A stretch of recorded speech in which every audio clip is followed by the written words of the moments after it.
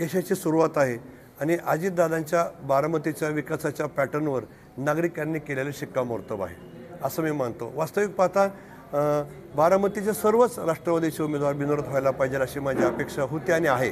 कारण का की बारामतीला दादांनी देशाच्या नकाशावर विकासाचा रोल मॉडेल म्हणून पोचवलं आहे आणि सगळे बारामतीकरांना मान्य आहे।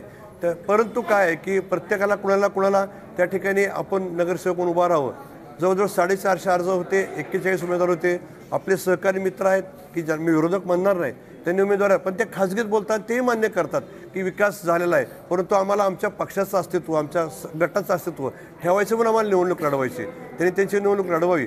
परंतु मी राष्ट्रवादीच्या वतीने एकच सांगेल की आत्तापर्यंतच्या नगरपालिकेच्या इतिहासामध्ये सर्वाधिक बिनविरोध होणारे नगरसेवक 6 ही आता पहिली वेळ आहे आणि त्याच्यामुळं 41 आणि नगराध्यक्षाचे 42 उर्वरित आपले सगळे उमेदवार आहे।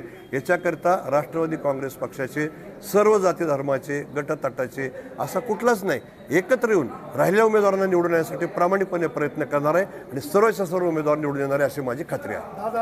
राष्ट्रवादीचा किशोर मात्र पाण्यातच आपण निवडणूक लढवतो हो आणि ते बिनविरोध झालं हो तुम्ही काय सांगा ते भाऊक झाले भावनिक आता तुमचे काय सांगू त्याच्यामध्ये त्याच्यामागे पार्श्वभूमी आहे। कारण किशोर हा राष्ट्रवादीचा विरोधी ह्याच्यापूर्वी होता। मी किशोरच्या कामाची पद्धत पाहायचो आणि मला असं वाटायचं की किशोर हा अजितदादांच्या बरोबर असला पाहिजे, पण मी किशोरला प्रयत्न केले, बरेचसे केले। किशोरनी 2016च्या निवडणुकीमध्येच वास्तविक पाहता अजितदादांनी मला सांगितलं की किशोरला तुम्ही आपल्याकडे घ्या, त्याला आपण कॉप करू आणि विड्रॉल करायला लावा, परंतु आणि त्याला त्याच्या मिसेसचा फॉर्म त्या ठिकाणी काढायला लावा। परंतु किशोर म्हटला की माझं जे होईल ते होईल, परंतु बघेल आणि फार कमी मताने त्यावेळेस किशोर निवडून आला, म्हणजे उमेदवार त्या ठिकाणी पडला।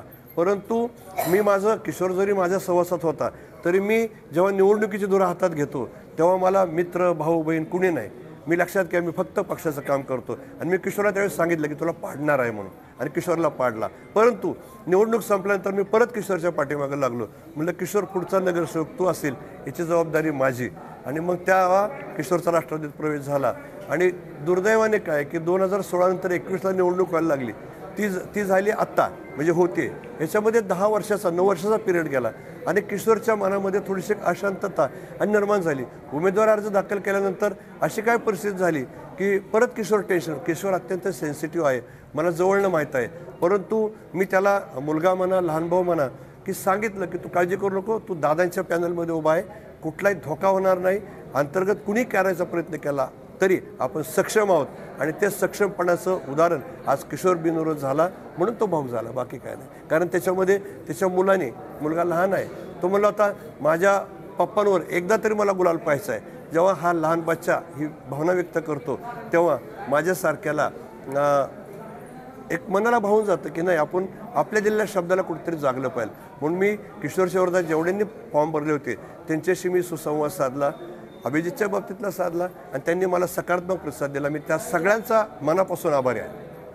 दादा निवडून आलेल्यांची नावं सांगा बिनविरोध निवडूनमध्ये पहिल्यांदा आपल्या तांबे डांगे ताई आहेत प्रभाग नंबर 2 मधून, त्याच्यानंतर 18 मधून अश्विनीताई सातव या बिनविरोध निवडून आलेल्या आहेत, त्याच्यानंतर शर्मिलाताई ढवाण या बिनविरोध निवडलेल्या आहेत, त्याच्यानंतर आपल्याला बघितलं की अभिजित जाधव म्हणजे उर्फ बाळासाहेब हे बिनविरोध निवडून आलेले आहेत, त्याच्यानंतर किशोर मासाळ बिनविरोध निवडून आलेले आहेत, हे जवळजवळ 6 आणि बांदलताई आपल्या आमचे युवकचे अध्यक्ष त्यांच्या मिसेस हे बिनविरोध निवडून आले आहेत। हे 6 बिनविरोध आत्ता प्राथमिक स्तरावर आहेत। वास्तविक पाहता हा आकडा 10वर जायला पाहिजे होता, परंतु काय आपल्याच मंडळीने त्याच्यामध्ये थोडंसं उद्योग केल्यामुळं आम्हाला थोडासा ब्रेक बसला, परंतु त्याच्यामध्ये पुढं कसं जायचं हे आम्ही ठरवणार आहोत।